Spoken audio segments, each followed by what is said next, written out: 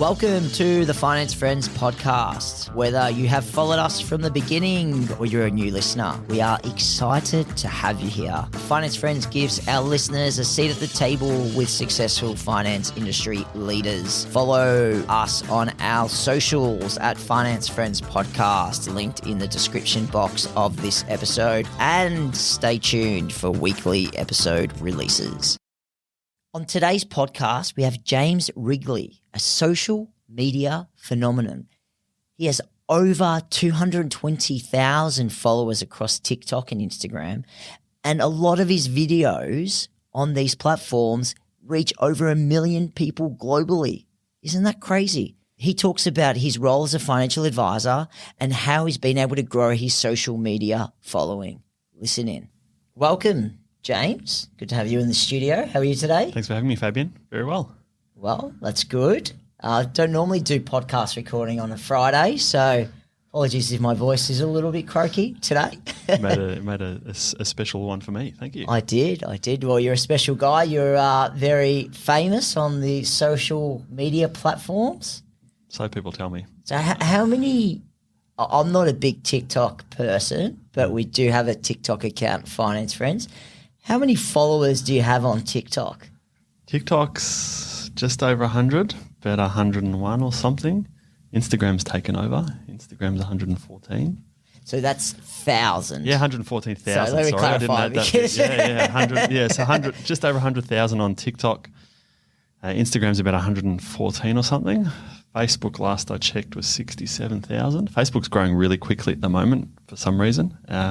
LinkedIn's a little behind now. LinkedIn was well and truly in front, but well and truly behind these days. Yeah. So I'm the opposite. I'm big on LinkedIn, haven't exploded on the other socials, maybe because my Instagram account's on private. That might be part of the reason. But maybe before we go deep into the socials, we're here to talk about your career and how you got to where you are today. So what's your title at the moment? What do you do? Yep. So I'm a principal financial advisor. The firm that I work in, I own part of, is called First Financial. I'm day-to-day a financial advisor, but a degree of responsibility for a team of people as well. And so there's various advisors, associate advisors in my team, and then the way that we have our business structure set up, there's a paraplanning team and a client services team. They're kind of pooled type structures, whereas the advisors and the associate advisors all sit together, and I'm in charge to a degree of one of those teams in the business. Yeah, and when you say you're a financial advisor, the people that might not have a financial advisor or might not work in financial advice, what does a financial advisor do?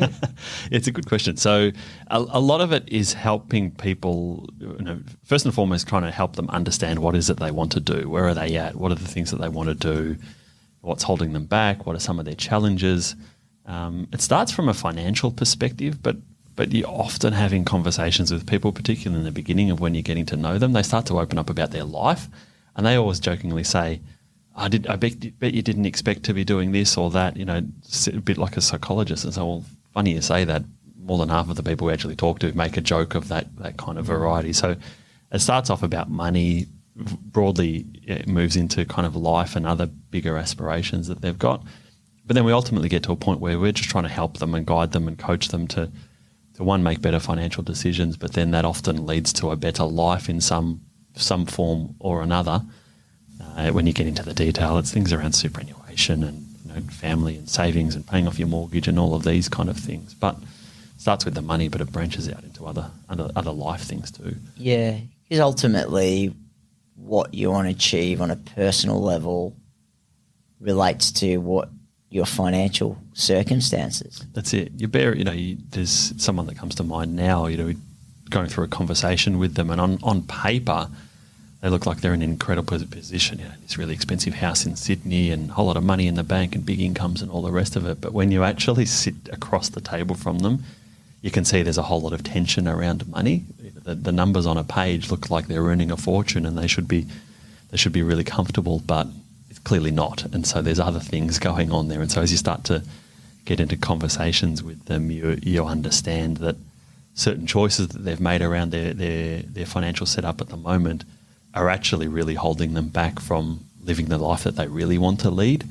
They'd be much more comfortable, much more happy in a smaller house with no mortgage and more time around with the kids, rather than the big house with the big mortgage and the big corporate jobs that they need to be able to fund that lifestyle. Is that a bit of like keeping up with the Joneses? You know, your two lawyers have to live in an affluent suburb in Sydney versus, do you really need what's important to you as individuals rather than what's important to your mates up the road? Exactly.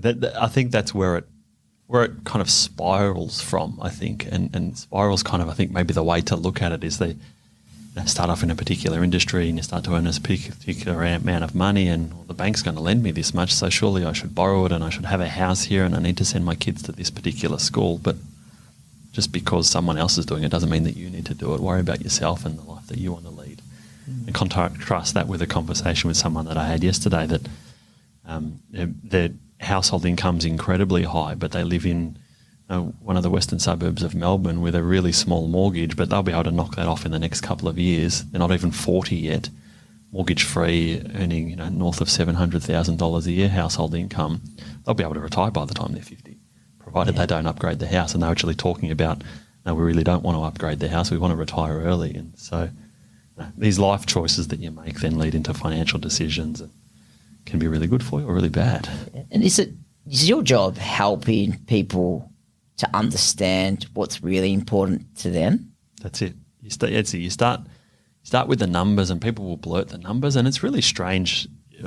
People often don't talk about how much money they earn or the debts that they're in and so forth. But when they sit down with me as the financial advisor and we start the online meeting or we close the office door or whatever, all this stuff just starts being blurted out. It's like they're desperate to talk to someone about it, and I'm the financial advisor, so I'm the person they're supposed to talk to about it. But then, you get into kind of this bigger life type stuff. What do you actually want to do with your life? Do you want to keep working until you're 65 or 70 years old? Good luck to you. Plenty of people want to do that. And other people don't. And so you need to line up the life choices you make with the financial choices. Yeah. And have you noticed the difference in mindset based on the generation, or if they're baby boomers versus particularly around Gen work? Yeah. Particularly around work. So the older generation that are now, like a lot of my clients that we worked with them around the time that they retired, but they might now be in their late 60s, early 70s, this kind of thing. In the beginning of us working with them, they were either working towards a day when they were just going to stop working completely, or they were made redundant yesterday or something, and they're coming in saying we've finished up work, let's make the best use of what we've got. There's a lot of conversations I'm having with often 40-something-year-olds or maybe even younger, is this idea of making some decisions and building some assets and so forth to get to a point where they don't have to work anymore if they don't want to. The idea of 40-year-old, the idea of them not working, they're saying, well, what else am I going to do with my time? I might not want to work full-time, but I want to have a purpose and I have a reason for getting out of bed. And so we're often making plans around them getting into a position where work becomes optional. And by the time they're 50 or 60, they may very well continue to keep working, or they go and do something else. They leave the high-flying corporate job behind and go and do something else maybe that fills them with a little bit more purpose, but also pays a whole lot less money too. So it's about finding that balance. If you have be self-funded retiree, irrespective of whether that's 40 or 65, it's nice to have that, and you have the stress of money or having to have the corporate job where you have to grind every day, relieves that, and you can, like you said, have a bit more purpose. That's exactly it. Yeah. So how did you get to where you are? What did you study at university? So I studied a commerce degree at Melbourne University here in Melbourne. That's where I live. Straight out of high school, went to uni, did my 3-year degree, finished that, got a job. My first job out of uni, I worked at Mercer, one of the big corporate super funds. They do administration for a lot of big corporates for their super. I was there for nearly 2 years. The last job that I had there was training a whole lot of people that had come over from India on how to do the job. It was in a kind of a back office administration job that I was doing. It was being outsourced to India. That was when there was this big boom of outsourcing from a lot of big corporates at the time. And so I kind of did myself out of a job through that exercise. I jokingly say they took my job with them on the plane. And then when they went back home again, and then I just started looking around. I actually caught up with a recruitment agent at the time. I'd applied for a few jobs, and I sat down for a coffee, and I still remember the cafe because I think the conversation was so pivotal in my career. She'd said to me, "What studying have I done since I finished uni?" And at that point, I didn't know that I needed to do any more studying. I'm like, I've got my commerce degree. Doesn't that mean that I get a job somewhere? Someone will give me a job. I'd done all right at school and uni. And the answer to that's no. There's this whole world of kind of post-uni education, Kaplan courses and different things. And so she said to me, look, you should just start to do some studying. I did some studying, was partway through a commerce program, Kaplan course rather, ended up with an entry-level job in financial advice and client services team.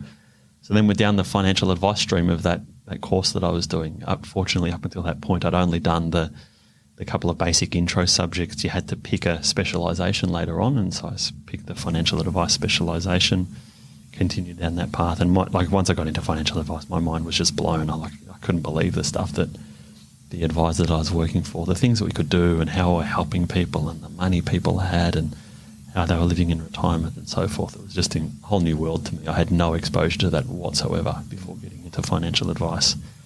And that's 17, 18 odd years ago now. Yeah. The client services for a few years, then I went into paraplanning for a few, not paraplanning, associate advisor for a few years.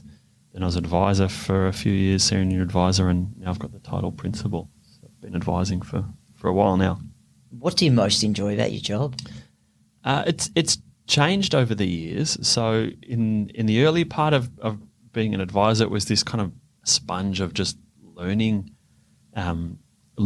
what was going on and the technicality side of things, how to talk to clients, and just learning as much as I could. Then it came a period of time where I got a whole lot of satisfaction about kind of training and developing the younger people that were coming through. And now, because of the social media stuff, it's more about I've kind of gotten to this point where I realise that there's a limit to how many people you can help in one way, shape or form on a one-on-one basis where financial advice tends to sit. But because of the platforms like Instagram and TikTok and so forth, I can then help so many more people. And so it's at a stage now where a particular video can get tens of thousands of views, and it kind of makes me feel good that people are learning, they're educating. Hopefully as a result of that, they're making better financial decisions themselves without actually engaging in financial advice. And sure, those that feel they need a little bit more specialist help, a bit more nuanced, well, then they kind of reach out for financial advice. But I appreciate the population at large isn't going to be a client of a financial advisor. But through the social media stuff, we can help more and more people and educate them, and hopefully they have better lives and better finances and so forth as a result of all of it. Was there a light bulb moment when you thought, I want to share my knowledge on social media? So it started, the sharing on social media started as like a business development type tool. So most financial advisors, they need to find a new client from somewhere. Otherwise, that financial advice business isn't going to be in existence. If there's no clients, there's no business. So early on in my career, and like every other financial advisor, you need to try and find some clients. And I, at a particular stage, I thought, there's this thing called the internet, and wouldn't it be amazing if instead of an accountant referring someone to me because I knew an accountant, wouldn't it be great if someone came to me because they just liked me for whatever reason? And then I was thinking, it wouldn't it even be more amazing if someone could learn about me whilst I was sleeping? And I was following Gary Vee a lot, either at that time or not long after, a big kind of personality online. And so I started posting on LinkedIn is where it started, written stuff on LinkedIn, and then it became video and it went from there. So it started off as like a business development type tool. Nothing happened for years and years and years and years and years and years and years. And then in the last 3 years, it's just shot off. And so we get a lot of client inquiries. There's lots of views on the videos. And as I said, kind of helping lots and lots of people. Yeah. And can you share with our audience some of the videos you might put up? Because I find your videos quite hilarious, actually, but also a great a way to learn about finances. There was one that I thought was quite funny, that you went to the supermarket and I think you peeled a mandarin and said, well, I don't need the skin, I'll just take the mandarin.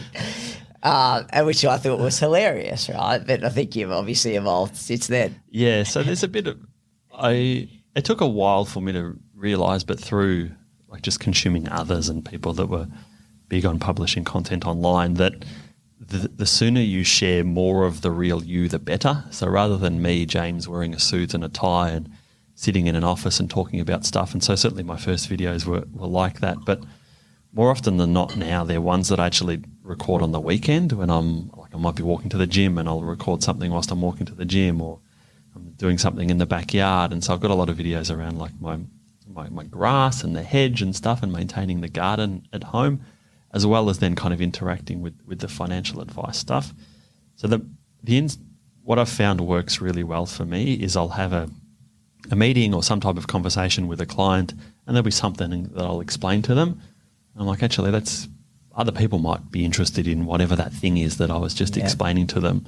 And so then I'll get my phone out and just record me explaining whatever it was that I explained to that person. I'll explain it to my phone and then post the video online. But the less polished, the more real, the more ums and ahs and stumbles. And if I need to say something over again, I just post that video and it becomes more real, a whole lot less salesy, and people interact with it and it goes a whole lot better. I think it's like I post a lot of content as well. I think it is good to be raw and authentic, right? Because it's genuine. Although it's hard when you post something that you might not feel is perfect to let it out to the social platforms, because you want to critique yourself and you want to get better and you want to make sure it's perfect, but perfect isn't always great. And this Gary Vee talks about this idea of perfect's in the eyes of the person watching it. So something that's perfect to you may not be perfect to someone else, and vice versa. Like who are you or who am I to judge if something's perfect? Just record it and put it out there and let the world decide. And you can kind of see like some of the videos where I've literally just rolled out of bed and walked to the gym, and they'll get like 1 million views on things versus me when I've had a shower and I've put on my clean clothes and I've done all of this stuff, and then it gets like a couple hundred views. It's like, oh, put all of this extra kind of effort of sorts into it. Yeah. What advice would you give to someone that is, studying commerce at Melbourne University that maybe doesn't know exactly what they want to do? What advice would you give them to if they want to become a financial advisor? So I get messages like that a lot, and there's someone who's been messaging me a bit on LinkedIn more recently around that. So my first tip for them is to just get a job in financial advice. Any job that you can possibly get. You're not going to get the associate advisor type job. You need to just get into entry-level administration anywhere, even if it's a day a week whilst you're still studying, even if it's a day a week whilst you're finished studying. The hardest job in financial advice to get is that first one. Once you've got that first one, then the next one becomes easier, the next one becomes easier, and the next one becomes easier, because everyone wants some level of experience. And so you need to find the person that will give you a shot when you don't have any experience, whatever that might be. And maybe it's in something else that's not necessarily in a financial advice firm. Like I worked for a super fund in administration. I had no intention of getting into financial advice at that stage. I didn't even know what financial advice was, but being in that administration team in the super fund has some parallels with working in financial advice. So I wouldn't be too caught up on what that first job is for people that are in university or just finishing, rather than just getting a job, and then the next job will come and the next job will come. If you're in your early 20s or whatever, you've got plenty of years ahead of you to sort out where you're at. It's quite a common theme we hear a lot from professionals. Just get your first opportunity, get your foot in the door, start learning, corporate culture transition. Doesn't mean you have to do that job forever. And you might have 3 or 4 careers, in your professional journey, but that's okay. And I find that, people that are just willing to get out there and knock on doors and get an opportunity and just start working and prove themselves and have a mindset of learning and development tend to do the best and progress the quickest. Absolutely. Something that's worked for me well over the years in a whole lot of different facets of my career is just saying yes. Like someone will give you an opportunity and I just say yes. And I'll have a little freak out later on about whatever it is, like being a guest on a podcast or in a different levels in my career. At one stage, the person that I was working for, the advisor I was working for, said to me, and we had a bit of a restructure in the business, the typical pathway would have been to go into paraplanning for a period of time. He's like, well, you can go into paraplanning and then come back to being an associate advisor, or you can just be my associate advisor. What do you want to do? And I said, oh, yes, I'll just be your associate advisor. I've got to work out what I need to do. But I said yes. And so just keep saying yes to opportunities. Might sound daunting, but you get used to it and you'll work out what you need to do and just keep moving forward by saying yes. Yeah. And with the yes attitude, obviously in your position, we've got such a big following across, let's say globally, your following would be, and you'd get lots of engagement from your followers. How do you manage your time with such a big following, young family, walking to the gym, keeping the garden looking good, also being a principal financial advisor? Yeah, that's the tough part. So everything's just all mashed into one.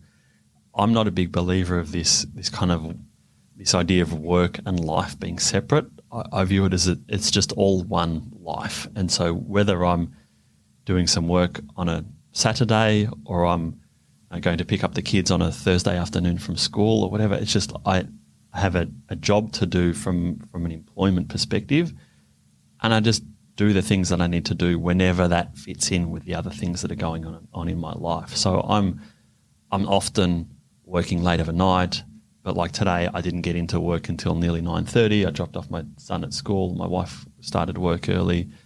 I'll do some work over the weekend. I finished up a little bit earlier yesterday.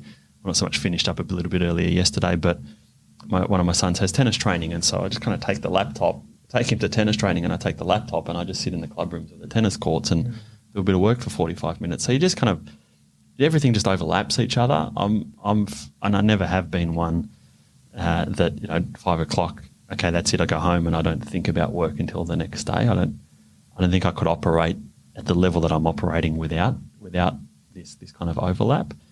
But then around the social media and so forth, again, that's all just intertwined throughout the day. So I'll often run a meeting with a client, and you're kind of on a bit of a high. It takes a bit out of you. I'll finish that meeting, and I'll always have a bit of downtime. I'll just kind of sit there, whether I'm at home or whether I'm in one of the meeting rooms in the office. And like a lot of people, I'll grab my phone for just a bit of a chill out. But rather than just looking at other stuff that people have posted online, I'm often responding back to comments and things that people have posted on my own content. And so you've got to interact with that community online. That kind of fosters the engagement and builds the following and so forth. You can't post a video and then walk away from it. You have to interact with it. But it just all overlaps all day long, every day, 7 days a week. It all interacts with each other, and I just try and make the best of it. Yeah, I find personally when I've got something on at home that's playing on my mind that I have to do, it might be something, personal item, personal banking or whatever, I find that if I can get that done, then I can focus better at work. So instead of going to work 9 to 5, stay the grind, and then coming home and that being on my mind, or going to work and that being on my mind, if I'm able to get that off my mind, I'm able to concentrate a lot more when I'm in the office or when I'm meeting people. Yeah. And a big thing for me is exercise. Like, we're talking about, running and bumped into you on the train a few weeks back. You'd just been for a run. Like that, in terms of like controlling your day, because I have no idea where the day's going to take me. I know there's certain meetings that I need to do, but in and around those meetings, I've got no idea what else is going to happen throughout the day. But trying to get some exercise in the morning is near enough to a non-negotiable to me. So whether it's a swim, whether it's I go for a bike ride, whether I go to the gym or whatnot. Particularly on the weekend, I get really grumpy if I don't get that exercise in early in the morning. And so I'll often get up at 5:30 or something and as I go to the gym or whatever. If I'm at home, I tend to go for a swim. If I'm coming into the city, I'll go to the gym and then come into the city. But that helps me set up the day. And then by the time I get home, if I'm ruined and I just want to sit on the couch, well, then that's okay. I've done my exercise for the day.